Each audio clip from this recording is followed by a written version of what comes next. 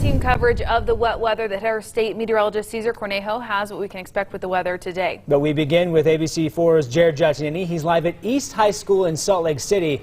And Jared, I understand that's just one of the places dealing with damage from yesterday's storms.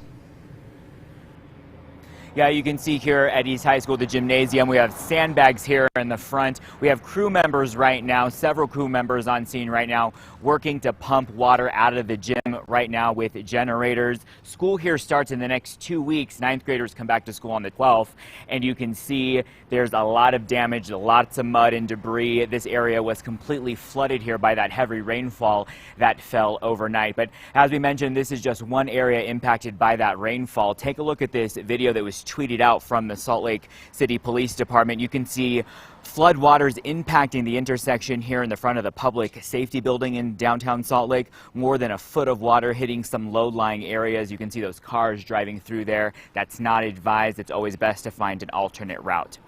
And this is video from I Street in the Avenues neighborhood of Salt Lake. You can see muddy floodwaters rushing down the street there, carrying some pieces of debris with it. You can see those water there hitting that car that's on the right side of your screen. From neighborhoods to major roadways, this is a video of a flooded 3300 South Bridge on I-215 southbound in Mill Creek.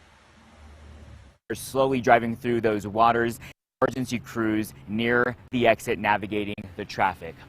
But back out here live here at school, we have crews here on scene working to pump out some of that water, and they'll be out here for several more hours to clear the area. Live, Jared Giacchini, ABC4 News. Maybe the storm's kind of causing some disruption there with our signal with Jared, so the